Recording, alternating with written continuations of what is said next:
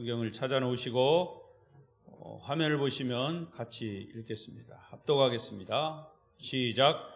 천국은 마치 밭에 감추인 보화와 같으니 사람이 이를 발견한 후 숨겨두고 기뻐하며 돌아가서 자기의 소유를 다 팔아 그 밭을 사느니라. 아멘. 아멘. 오늘 이 말씀이 여러분에게 큰 은혜가 되시길 바랍니다. 오늘도 이 예배 자리에 나오신 여러분을 축복하고 사랑합니다. 우리 서로에게도 인사하십시다. 또 저녁에 만나서 반갑습니다. 잘 오셨습니다. 은혜 많이 받으세요. 감고사축 감사합니다. 고맙습니다. 사랑합니다. 축복합니다. 정말입니까? 고백하신 대로 되시길 바랍니다. 오늘도 예배 자리에 나오신 여러분을 주의 이름으로 축복하고 또 비대면 영상으로 예배 함께 동참하시는 여러분 가운데도 은혜가 넘치시길 바랍니다. 마태복음 말씀을 계속 지금 설교하고 있습니다. 오늘 말씀은 천국과 감추인 보화, 감추인 보화의 비유입니다.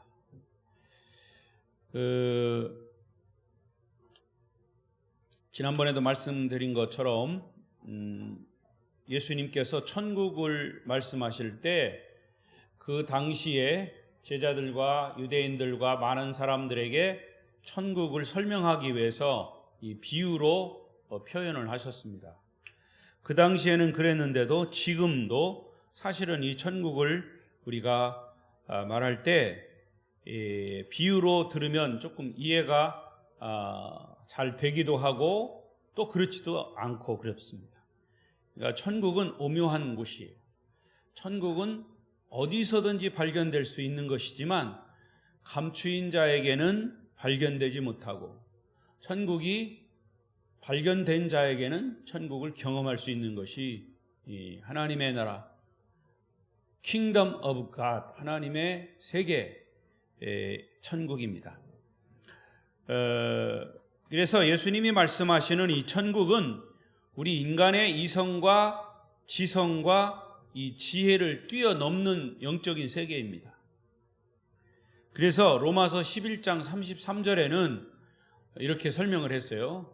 읽어보십시다. 시작. 깊도다 하나님의 지혜와 지식의 풍성함이요 그의 판단은 헤아리지 못할 것이며 그의 길은 찾지 못할 것이로다. 뭐를 판단하지 못하고 헤아리지 못하고 찾지 못한다고요?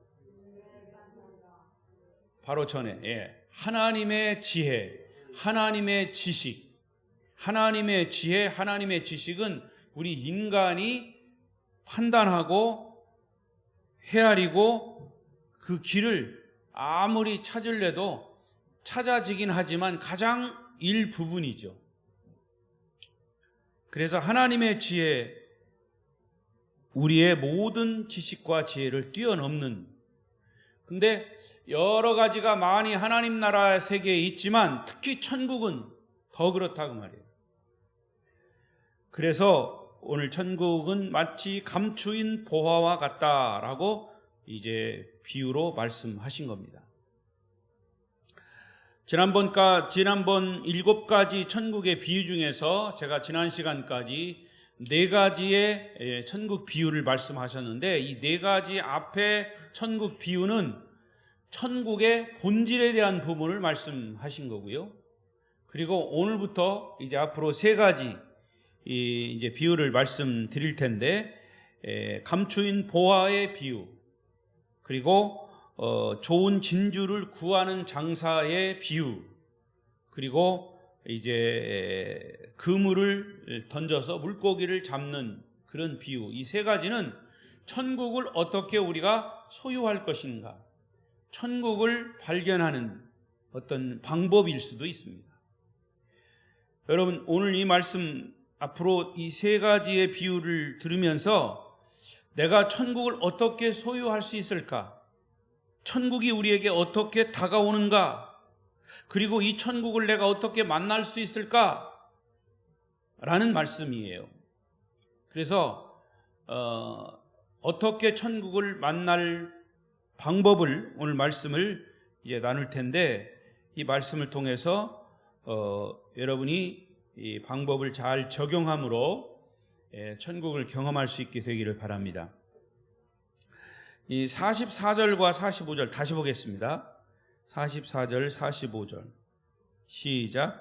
또 44절 그 앞에, 맞죠? 시작.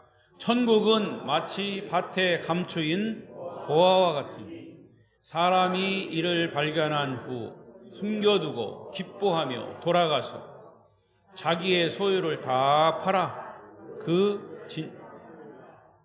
또 천국은 마치 좋은 진주를 구하는 장사와 같으니, 거기까지예요? 극히 값진 진주, 거긴 안 나왔네. 46절이죠. 근데 아무튼 이 말씀에 보면 이 천국은 마치 이 감추인 보화와 같다라고 하는 이 부분은 그 당시에, 예수님 당시에 그 배경을 조금 우리가 이해를 해야 합니다. 예수님 당시에는 어떤 큰 보물이나 돈이나 재물, 그 당시에의 돈은 동전이죠. 동전. 지금처럼 지폐가 아니고 동전입니다. 그리고 다른 어떤 이런 보물들을 관리하는 방법이 지금처럼 무슨 은행이나 금고가 없었어요. 그래서 돈이나 보물을 항아리에다 놓고 그것을 땅에다 묻습니다. 전쟁이나 난리가 날 때도 이 방법이, 땅에다 재물을 묻는 방법이 가장 잘 보관할 수 있는 방법이에요. 우리가 마태복음 25장의 달란트 비유에 보면 한 달란트 받은 종이 받은 것을 가지고 어디다 묻었어요? 땅에다 묻었어요. 이것은 어떤 의미에서는 보관을 잘 하고자 했던 거죠. 그런데 문제는 전쟁이나 난리가 났을 때 주인이 죽을 수도 있고 살던 지역에서 쫓겨날 수도 있어요. 그러면 아무도 보물이 있는 곳을 알지 못한 채 그냥 보물이 땅에 묻혀버리고 마는 경우가 있습니다. 또 땅에 보물을 묻어둔 주인이 아주 구두쇠여가지고 자기 부인이나 자식들까지도 알려주지 않고 있다가 갑자기 죽어버리면 그 보물은 영원히 땅에 묻히고 말아요. 이런 일들이 그 당시에는 종종 있었습니다. 그런데 100년이 지나고 200년이 지나고 300년이 지나면서 땅의 주인이 여러 번 바뀌었어요. 보물은 그냥 묻혀 있어요. 어느 날 농사를 짓던 농부가 땅을 파다가 곡괭이에 뭐가 걸렸어. 파보니까 뭐가 있어요? 보물단지가 있는 거. 당시의 관례에 의하면 주인 없는 보물은 찾는 자가 힘자요. 더욱이 그 농부가 남의 땅을 빌려서 농사를 지을 경우에 보물이 발견되면 땅 주인이 반 갖고 발견한 농부가 반을 갖는 거예요.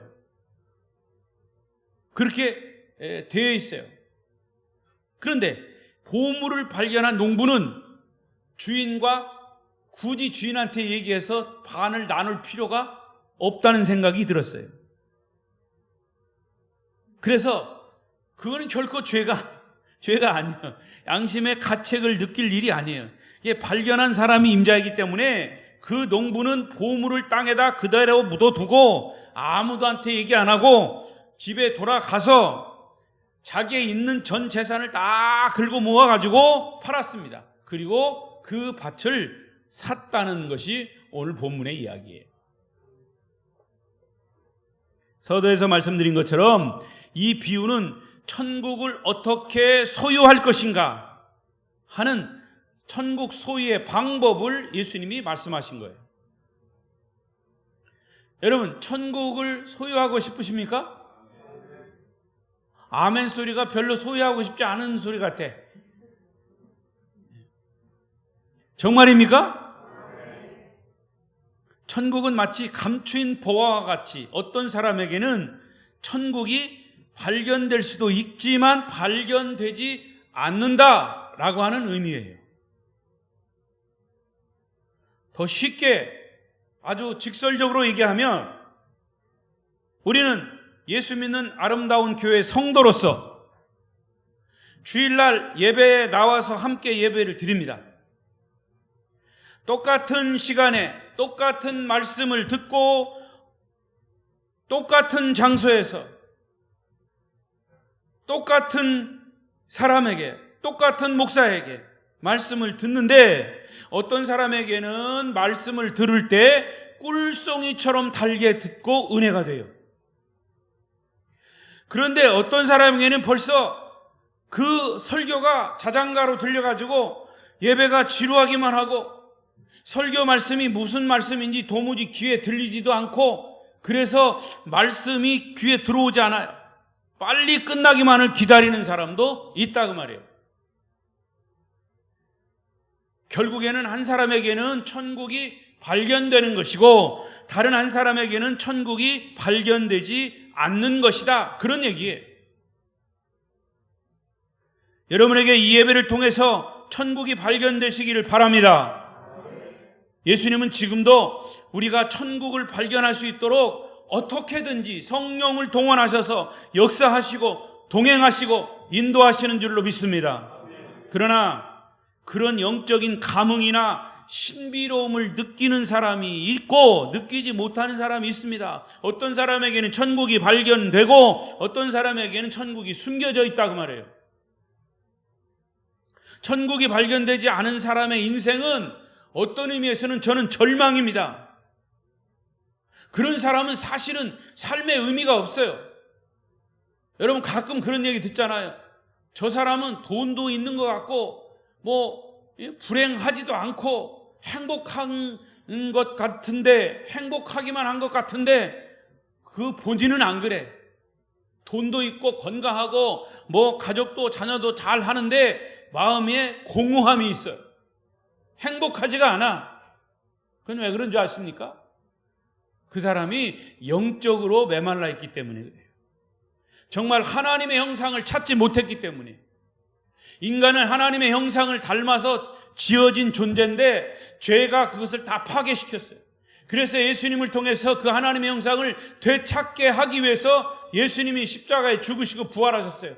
그래 그를 믿을 때 하나님의 형상이 우리에게 다시 되찾아오는 겁니다. 그게 예수 믿고 구원받은 거고 그게 진짜 행복을 찾는 겁니다. 아멘? 그러니까 여러분 그런 의미에서 천국이 발견되지 않으면 그 사람에게는 절망인 거예요. 어둠에서 헤매고 있는 삶일 수밖에 없어요. 그래서 요한복음 1장 4절 5절을 읽어보십시다. 시작. 그 안에 생명이 있었으니 이 생명은 사람들의 빛이라. 빛이 어두움에 비치되 어두움이 깨닫지 못하더라. 예수님 안에 생명이 있었습니다.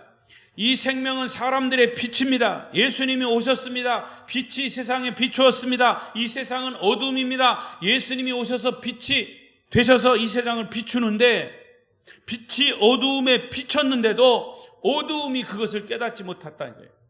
빛은 예수 그리스도고 어둠은 이 세상이에요. 어찌 보면 예수를 발견하지 못한 사람들의 마음이 어두움이에요. 그러니까 평생을 어두움 속에서 살아가는 사람들이 있고 삶의 중간에 복음을 듣고 예수를 발견하고 예수를 만나서 빛을 찾은 생명을 찾은 사람들이 있다고 말이에요. 천국이 주어졌지만 천국을 발견하지 못한 그 사람에게는 감추인 보화일 뿐입니다. 그래서 1장 11절에 내려가서는 뭐라고 말씀하십니까? 시작. 자기 땅에 오매 자기 백성이 영접하지 아니하였으나. 누가 자기 땅에 왔어요? 예수님이. 예수님이 이 땅에 오셨지만 당신의 백성, 하나님의 백성, 아니 이 나라 이 백성들이, 인류가 그 예수를 영접하지 않았다는 거예요. 여러분이 영접하셨습니까? 영접하는 자, 그 이름을 믿는 자들에게는 하나님의 자녀가 되는 권세를 주셨으니, 이 바로 12절이 바로 그 말씀이에요. 천국이 주어졌지만 천국을 발견하지 못한 그 사람에게는 감추어진 보화일 뿐이다 그 말이에요. 빛이신 예수 그리스도, 생명이신 예수님의 기쁜 소식이 있는데 그것과는 전혀 상관없는 삶을 살아가는 사람들, 그런 사람들은 본인들은 인정하고 싶지 않지만 어두움에서 헤매고 있는 사람들이에요. 이 말씀을 깨닫고 보니까 과거에 우리도 그런 삶을 사는 사람들이에요. 어둠에서 산 사람들이에요. 그리고 지금도 그런 삶을 사는 사람들이 우리 주변에 얼마나 많은지 몰라요. 이 농부는 보화를 캐려고 100년 묵은 산삼을 캐듯이 여러 산에 헤매듯 여러 산을 찾아 헤맨 그런 사람이 아니에요. 이 농부는 오늘도 똑같이 어찌 보면 지루한 일상생활 속에서 그저 열심히 농사를 짓고 있었는데 전혀 예상치 못한 땅 속에서 보화를 발견한 거예요. 여러분, 천국을 얻는 방법 중에 하나는 이 농부처럼 어느 날 우연히 발견되는 것입니다. 그리고 천국이 발견되는 또 다른 하나는 값진 진주를 찾아다니는 장사꾼 비유처럼 다음에 나오죠. 45절에 나오는데 그 값진 진주를 찾아다니는 장사꾼처럼 산전수전 다 겪으면서 값진 진주를 스스로 구하는 방법이 천국을 발견하는 방법이에요.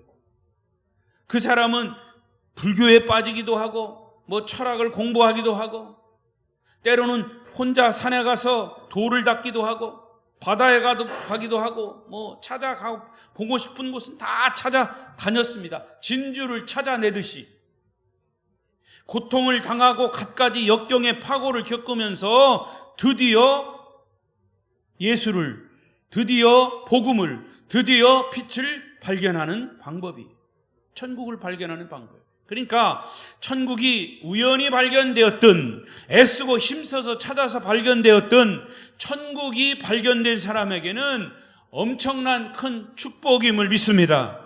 오늘 말씀은 농부가 농사를 짓다가 우연히 보화를 발견한 비유를 말씀하고 있는 거예요. 자, 그렇다면 여러분에게 질문합니다. 여러분은 천국을 어떻게 발견했습니까? 아니, 천국을 발견했습니까? 아니면 아직도 발견하지 못했습니까? 요한복음 4장에 보면 수치스러운 삶을 살고 사람들에게 왕따를 당하고 무시를 당한 그런 비웃음을 받는 여인이 나옵니다. 그 여인은 남편을 5명이나 바꾸듯이 험한 삶을 산 여인이에요. 그래서 그는 사람들 만나는 것이 너무나 무서워서 아무도 사람들이 나오지 않는 뜨거운 정오 시간에 우물가에 물을 길러 나왔다가 예수님을 만납니다. 그 여인은 예수님을 만나기 위해 거기에 나온 게 아니에요. 전혀 예기치 못한 만남이었죠. 그러나 그 여인은 그 만남을 통해서 정말 영원히 목마르지 않는 샘, 예수 그리스도 영생의 물, 천국을 발견한 줄로 믿습니다. 그 여인의 생에 놀라운 삶의 전환점이 된 거예요. 이 여인은 물동이를 버려두고 자기를 거절하는 사람들, 그 동네 사람들, 그 사람들을 향해서 뛰어갑니다. 그러면서 외칩니다. 내가 메시아를 만났다. 내가 구세주를 만났다. 아마 그 소리를 듣는 사람들은 그 여인을 보고 미친 여자다 이렇게 얘기했을지 몰라요. 그러나 이 여인은 천국을 발견한 그 감격에, 예수를 발견한 그 감격에 그렇게 외쳐댄 겁니다. 순식간에 위대한 전도자가 되어버린 거죠. 이런 모습이 천국을 만난 자의 모습입니다. 천국은 이렇게 발견되기도 한다 그 말입니다. 자, 또 한 사람, 여러분 잘 아는 예수를 핍박하고 예수 믿는 사람들을 죽이고 싶어서 다메섹 도상으로 가던 사울. 그는 예수 믿는 사람들을 체포하기 위해서 구속영장을 가지고 다메섹으로 가던 중에 호련히 강한 빛을 받으면서 그 자리에서 고꾸라졌어요. 그러면서 그는 외칩니다. 주여, 당신은 누구십니까? 그때 예수님은 뭐라고 말씀하십니까? 나는 네가 핍박하는 예수다. 사실은 사울이 핍박했던 사람들은 누구예요? 예수 믿는 사람들이었어요. 그런데 예수님은 그때 누구라고 했습니까? 나는 네가 핍박하는 예수다 그랬어요. 예수 믿는 사람을 핍박했는데 예수를 핍박한 게 돼버린 거예요. 여러분, 정말 우리가 예수 잘 믿으면, 예수 잘 믿는 사람 함부로 건드리면, 예수 잘 믿는 사람 건드리는 사람이요 벌 받아요. 왜? 예수를 건드리는 겁니까? 하나님의 이름을 망령되이 일컬면 하나님이 벌을 주셔요. 사실은 이 코로나도 어떤 유튜브에 보면요, 어떤 박사님이, 크리스찬 박사님이 그런 얘기를 하더라고요. 이 코로나 바이러스도 무서운 하나님의 재앙이다. 그것을 성경으로 그분 나름대로 이렇게 풀어가는데, 하나님의 법을 어겼기 때문에 하나님이 이런 무서운 벌을 내린다. 하나님의 법을 어긴다는 것은 뭐예요? 하나님의 로드십, 하나님의 주권에 대항하는 거예요. 지금 인류가요, 과학적으로, 의학적으로 엄청난 발전을 했는데, 어느 정도 발전했냐? 사람들, 과거에 우리나라에 짐승을 복제하고 사람을 복제한다는, 줄기세포에 대한 부분들 때문에 아주 크게 막 문제를 일으켰던 거 있었죠. 이 줄기세포, 그게 뭐냐면 짐승이나 사람을 복제하는 겁니다. 여러분, 이걸요, 인쇄기가 언제부터 발달했냐? 인쇄가 나오고 그 다음에 발달한 게 뭐냐면 인쇄를 복사하는 거예요. 복사하는 거. 무진장 복사해낼 수 있어요. 이게 사람도 복사한다는 거예요. 사람도 복제. 지금은요, 짐승도 복제해 나온대요. 드러나진 않았지만. 그게 왜 조용조용하냐? 사실은 하나님의 주권에 대한 정면의 도전입니다. 여러분, 나하고 똑같은 사람을 복제해봐요. 상상이 안 되죠. 근데 생명은 하나님께 있는데 그 하나님의 생명에 정면으로 도전하세요. 성경의 역사를 보십시오. 하나님의 주권에 정면으로 도전하면 하나님은 틀림없이 벌을 내리십니다. 그래서 그 박사는요, 지금 인류가 그런 하나님의 주권에 정면 도전하고 있기 때문에 이런 역병이 지금 돌고 있다는 거예요. 성경적으로 해석하고 있어요. 여러분, 나는 네가 핍박하는 예수다. 결국 사울은 그곳에서 예수를 만났습니다. 예수 믿는 사람, 예수를 핍박하러 가다가 주님을 만난 거예요. 소위 천국을 발견한 겁니다. 그리고 그 후에 그는 예수를 전하는 삶으로 변화된 거죠. 특히 바울에게는 유대인이 아닌 이방인에게 복음을 전하는 특별한 사명, 이방인 복음 전도의 사명을 가진 자입니다. 그의 바울의 그 전도 때문에 돌고 돌아서 이 아시아, 한국까지 복음이 전해지고 저와 여러분에게까지 복음이 전해진 줄로 믿습니다. 그렇게 천국이 만나지는 거예요. 자, 또 한 사람, 구약에 아브라함이 어느 날 정오에 갑자기 천사들이 방문을 했습니다. 아브라함은 천사들을 방문받게 됩니다. 그들을 융숭하게 대접해 주다가 아기를 가질 수 없는 상황에서 자기 몸에 자기 아내의 약속의 아들이 태어날 것을 거기서 확인받게 됩니다. 부지 중에 하나님의 종들을 대접하다가 천국을 발견하게 된 것이다, 그 말이에요. 그렇습니다, 여러분. 그런 예는 성경에 무수히 많이 나와요. 우리가 사는 삶 속에는 눈물, 고통, 절망의 가운데 그분이 예기치 않게 찾아오십니다. 그리고 우리를 만나주시고 내 인생의 껍질을 벗겨주세요. 놀라운 감격의 생애가 시작되는 순간이 되는 겁니다.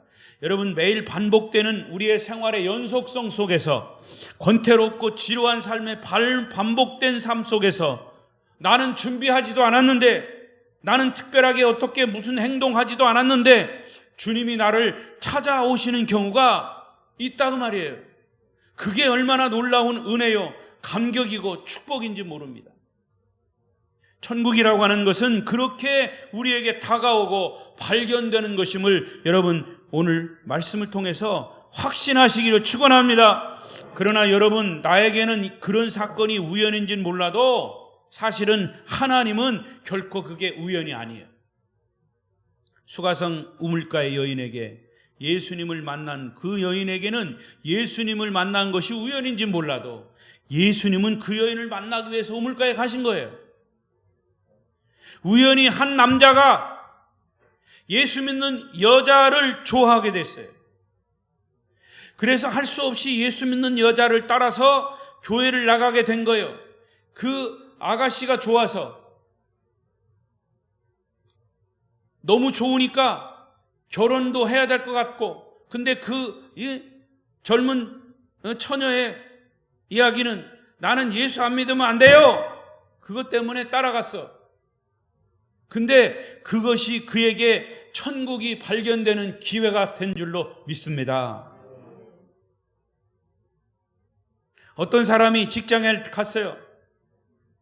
어렵게 직장에 갔더니 사장님이 예수 믿는 사람이라 월요일마다 직원들을 다 모아놓고 직장에서 직장 예배를 드리는 거예요. 요즘은 그런 것도 함부로 못하게 합디다. 아니, 코로나 이전에도 못하게 했었어요. 종교는 자유라고. 근데 어느 그 회사는 철저하게 그 사장님이 예배를 드렸어요. 제가 과거에 이 한국 도자기 그 교회도 그 도자기 회사도 장로님이 그걸 회사를 이제 일구신 그런 분이라 수요일마다 꼭 예배를 드렸어요. 그 가서 이게 수백 명 앞에 놓고 제가 예배를 인도하기도 했어요. 한국 도자기가 원래 장로님이 성결교 장로님이 이제 창립한 것입니다. 이제 그런 경우에 직장에서 직장 예배를 드리는지라 어쩔 수 없이 코가 꿰가지고 예배를 드리는데 그 직장에 간 신입사원이 자기는 종교가 없어. 아주 예배 드리는 거 그런 것도 잘 몰라. 그런데 정말 직장에서 예배 드리는 그 예배 때문에 코가 껴가지고 예배를 드리다가 예수를 만난 거예요. 복음을 접한 거예요. 천국을 발견하는 계기가 될 줄 누가 알았겠냐. 여러분, 이것이 한순간에 그의 삶을 바꿔놓는 계기가 된 것이에요. 그 사람에게는 그 사건이 우연이었지만은 하나님 편에서는 그를 구원하실 계획이 있으셨고 그 사람을 사랑하시는 섭리였음을 믿으시기 바랍니다. 우리에게는 다 그런 것들이 다 경험되어진 거예요. 여러분, 천국은 이렇게 다가오는 것이고 그렇게 발견되는 것이에요. 나는 과거에 그런 경험을 했습니다. 아니에요. 앞으로도 언제든지 어느 때든지 이렇게 우리에게 천국이 발견되는 것이죠. 나는 나의 인생길을 의미 없이 지나가는 것 같지만 하나님은 나를 의미 있게 만나주셨고 만져주셨고 나는 우연히 행동했지만 하나님은 필연적으로 우리 가운데 역사하시는 줄로 믿습니다. 어떤 여집사님은 남편에게 아주 귀찮게 온갖 잔소리를 그냥 쏟아내면서 예수 믿자고 했어요. 그 남편은 거절하고 미워하고 때로는 막 욕까지 하고 어떤 때는 간다고 대답만 하고 대답만 한 세월이 10년 지났어. 지금까지 안 믿어. 웃는 사람은 경험자예요. 그런데 결국 아내의 잔소리 때문에 할 수 없이 교회에 처음 나온 날 놀라운 하늘의 보화가 그를 기다리고 있는 거예요. 목사의 설교 한마디가 그의 가슴을 때린 겁니다. 그 사람이 예수 믿고 장로가 된 줄로 믿습니다. 남의 남편 장로 됐다고 아주 그냥 부러워가지고 아멘도 안 하시네. 그런 경험들은요, 우리가 아니더라도 간증들은 얼마든지 많아요. 거기에 공통점은 뭐냐? 천국을 발견하는 거예요. 숨겨진 보화, 그것을 발견하는 거예요. 그 남편은 나중에 고백했다고 그럽니다. 제 아내의 예수 믿자는 잔소리가 아니었다면 나는 아마 지금쯤 지옥에 가 있을 겁니다. 무서운 얘기예요. 결국 그는 아내를 만나서 구원받고 천국을 소유한 복된 자가 된 것입니다. 이런 간증이 바로 오늘 주님이 말씀하신 감추인 보화의 비유예요. 밭에서 보물을 발견한 농부는 잠깐 그 보물을 덮어두고 다음날 자기 모든 소유를 다 팔아서 보물이 묻혀있는 밭을 샀다고 했어요. 여러분, 예수를 만난 사람들, 천국을 발견한 사람들은요, 세상에 그 어떤 것이 값진 것이라 해도 그때부터는 다 포기되는 거예요. 바울이 고백한 대로 다 불순물로 여겨지는 거예요. 그렇게 아끼고 그렇게 사랑했던 것들도 아낌없이 내려놓게 되는 겁니다. 제가 언젠가도 말씀드렸나 몰라도요, 전에 있던 교회에 이제 신방을 갔더니, 어느 집사님 갔더니 이 찬장이죠, 거기에 막 술병이 잔뜩 있어. 별하별 술병이 다 있어. 그러니까 여행을 다니면서 그 작은 술병들을 모은 거예요. 취미로 모은 거죠. 근데 가만히 보니까 그 술병이 가득가득 차 있지만은 아니야. 조금씩 반씩 비어 있는 것도 있어. 그건 뭐예요? 잡수신다는 얘기죠. 그래서 제가 우스갯소리로, 아니, 이 많은 술병들이 취미로 모았지만은 왜 이렇게 줄어든 게 많냐고. 집사님 집에 이렇게 술병이 이렇게 많으면 어떻게 됐냐고. 아무리 이 취미 생활이라고 해도. 나중에 다 고백하더라고요. 목사님, 그거 다 목사님 신방 오고 간 다음에 다 치웠습니다. 할렐루야. 아까워서 아멘이 죽은 거예요? 여러분, 바로 그 얘기예요. 태양을 발견한 사람은 더 이상 촛불을 켜고 싶지 않아. 여러분, 이렇게 환한 형광등 다 켜고 텔레비 열심히 보고 있는데 불 다 나가봐. 그거 얼마나 답답해. 그래서 불이 하도 안 들어오니까 촛불을 켜긴 켜. 근데 그게 얼마나 답답해. 빨리 왜 이렇게 불이 안 들어오냐고 그러잖아요. 그 속에 메시지가 있는 거예요. 내가 천국을 발견한 이후에 그렇게 아끼고 사랑했던 것들 다 내려놓게 됩니다. 위대한 것을 경험한 사람은요, 주님을 만난 사람은요, 세상에 대한 미련 두지 않아요. 이 농부는 밭에 묻힌 보화를 발견한 후에 자기의 전 재산 정리해버렸어요. 다 팔아버렸어요. 그리고 그 밭을 사버렸어요. 왜? 그 속에 보화가 있기 때문에. 사도 바울도 고백하기를, 내가 십자가를 발견한 이후에는 십자가 외에 자랑할 것이 아무것도 없다. 모든 것을 다 배설물로 여겼다 그랬어요. 할렐루야. 여러분, 영원한 가치를 위해서 상대적인 가치를 포기하는 거예요. 사실은요, 영원한 가치가 천국이라면 이 돈은 상대적인 가치예요. 왜 상대적인 가치냐? 돈이 아무리 많이 쌓였어도, 예를 들어서 국가에서 화폐 개혁을 해버렸어. 그러면 내가 가지고 있는 그 돈은 다 종이에 불과한 거예요. 그게 바로 상대적인 가치라고 말이에요.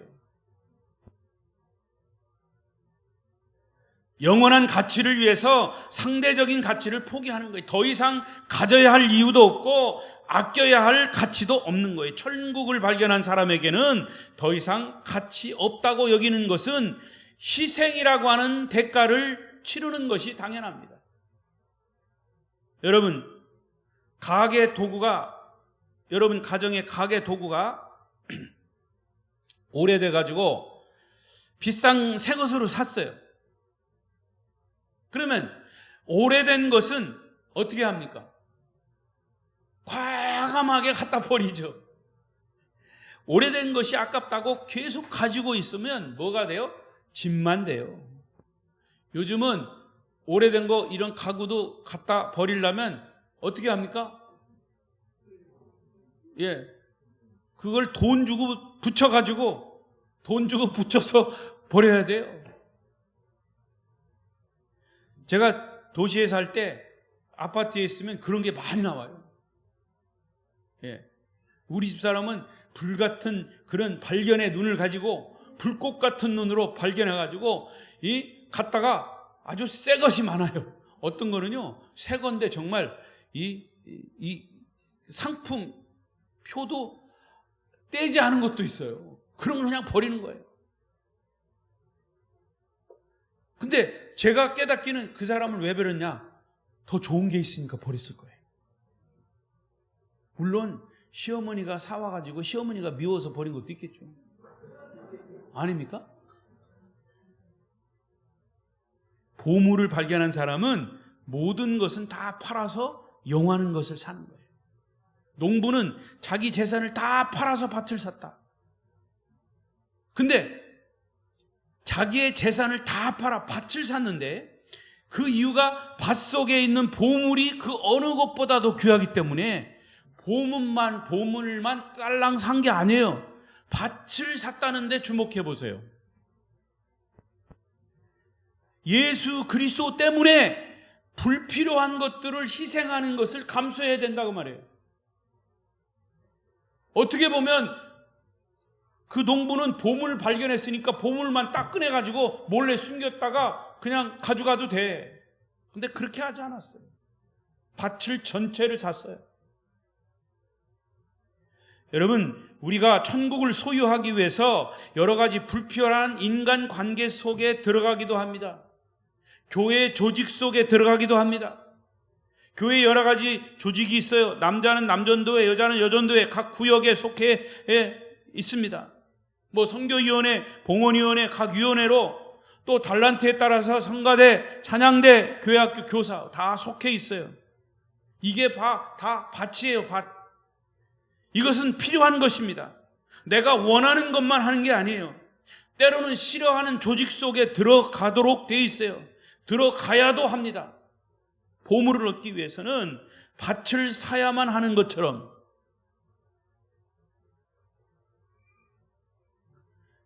이제 말씀을 정리하겠습니다. 여러분, 과연 여러분은 천국을 발견하셨습니까? 예수를 발견하셨습니까? 예수를 발견하고 너무나 감격해서 정말 미친 사람처럼 흥분하고 어떤 때는 잠을 설쳐본 경험이 있습니까? 주님을 위해서 기꺼이 희생하고 포기해 본 적이 있습니까? 우리는 때때로 영원한 것을 위해서 그 대가를 치러야 합니다. 잠깐 동안 이 세상을 살다가 죽을 것인데 세상에 미련 둘 것 없다 그 말이에요. 이 세상은 잠깐이지만 천국은 영원한 것이에요.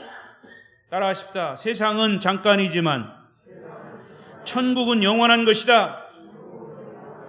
그러니까 없어질 것, 썩어질 것, 잠깐인 것을 위해서 열심히 때로는 살아야 하겠지만 그 후에 있을 영원한 것을 위해서 거기에 더 가치를 두라고 말해요.